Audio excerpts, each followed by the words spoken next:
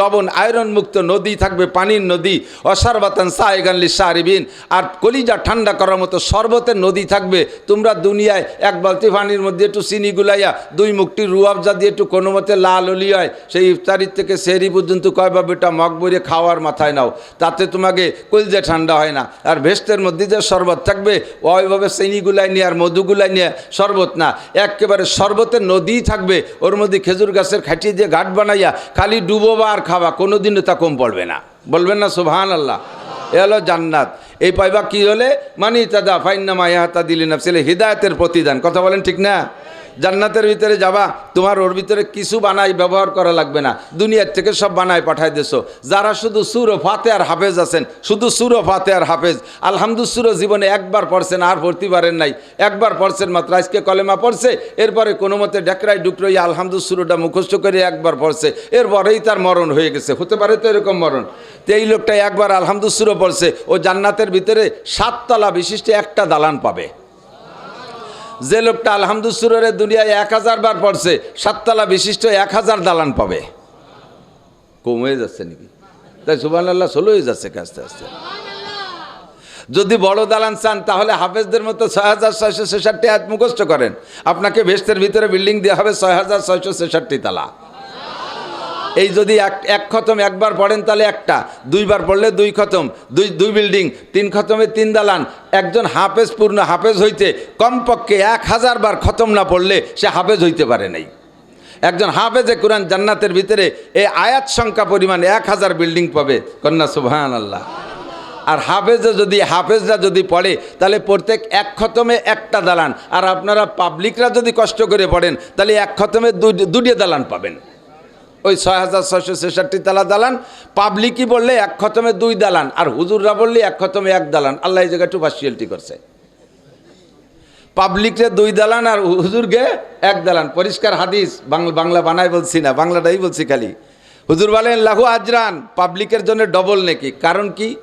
হাফেজ সাহেব কোরআন শরীফ পড়ে, তার কোনো জায়গা গামে না, 1 ঘন্টায় 3 পারা, 1 ঘন্টায় 3 পারা বিড় করে পড়ে যাচ্ছে, কোনো জায়গা নড়ে চড়ে না, বিড় করে পড়ে যায়। 1 ঘন্টায় 3 পারা, আউলাখের কোথাও গামে নাই। আর পাবলিকই 3 ঘন্টায় 1 পারা। কতক্ষণ? 3 ঘন্টায় 1 পারা। পড়তি প্রথম টুপি খুলছে গরমের জ্বালায়, পরে জামা খুলে বইছে, এরপরে গেঞ্জি খুলে ফেলাইছে, এরপরে লুঙ্গির নিচে আর একটা ছিল সেটা খুলে ফেলাইছে। কোনো মতে লুঙ্গিটা পরা আছে আর পড়তি হাওয়ায় যাচ্ছে। হাদিসে আছে হুজুর বলেন পাবলিকের পড়ার তর্স কেমন? এতলু এত তাও পড়ে আর তো আরে তুতায় পড়ে না, একটু মতন একটু মতন খানিক এই যে করে খানিক থামিয়ে যায়, এরপরে খানিক সেই থাকে, এরপরে এদিক ওদিক থাকা যে কেউ আসে নাকি, তো ঠেলি উঠতে পারতেছি না, কী জ্বালা এই জায়গায় বড় বেকায়দায় পড়ে গেছি। এই সব উঠানামা করতে তার জান যায়। আলহামদুলিল্লাহ বলে আলহামদুলিল্লাহ রাব্বিল আলামিন, আর রহমা মিম খারা জরমা নূর আজান্নির, আর রহমান রহিম মা মিম খারা জরমা আলহামদুলিল্লাহ মালিক ইয়াউমিদ্দিন গয়ডিল। এই অতি আউলাখের গামিয়ে গেছে। ফেরেশতাকে কয় 2 খতমের নেকি দিয়ে দাও। হুজুর রে কয় 1 খতম, তাই ওনার 1 খতম, ওনার 2 খতম, কয় যে গামার জন্য আর 1 খতম দাও। কন্যা সুবহানাল্লাহ। আল্লাহ তো বস্তা ধরে ঢালি দিয়েছে, খালি নিতে পারি না। আল্লাহু আকবার। তো দোস্ত মানি তাদা ফাইন্নামা ইয়াতা দিলি নাফসি, জান্নাতের ভিতরে যাই এই বিল্ডিংগুলো আপনি পাবেন। প্রথম দিন জান্নাতে ঢোকার সাথে সাথে পুরুষরা 72 জন করে বউ পাবেন। এই বেশতে 2-3 জন খুশি আর সব চুপ করে বসে রয়েছে। 72 জন স্ত্রী, বলবেন না কিছু? বেজার? আমাকে বাড়ির পাশে একদম 2 বোর জ্বালায় বাড়ি থাকতে পারে না, 12 মাস কাল তবলিগি থাকে। আর অড্ডুন বউ থাকলে জান্নাত তো দূরই কথা, দোজকেই থাকতে পারি না পারি কওয়া যায় না। এই চিন্তায় ভয় পাচ্ছেন নাকি? কোনো টেনশন নাই, জান্নাতি হুররা কোনো গ্যাঞ্জাম করে। দুনিয়ার 2 বউ তো মারামারি বাদায়, ঠিক না? 2 জনে চুল ছিঁড়াছিঁড়ি কামড়ি মারামারি বাড়ি বাদায়, মাঝে 2 জন এসে আপনার পর হামলা করে। কি জন্যে করে? জাগতিক যে স্বার্থ আছে সে স্বার্থের অভাবের কারণে, তাই তো নাকি বলেন? স্বার্থের অভাবে। আর জান্নাতের মধ্যে স্বার্থের কোনো অভাবই নাই। ওই জান্নাতি 72 জন হুর আইসা কোমর দুলাই দিলে আপনার সামনে ড্যান্স করবে আর গান গাইবে, আরবিতে গান গাবে।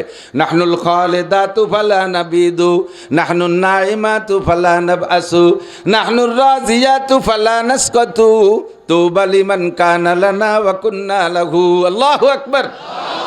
তারা গান গাবে আর বলবে আমরা চিরকাল আছি, চির সুন্দরী। আমাদের চেহারার ভিতরে ভাস পড়বে না।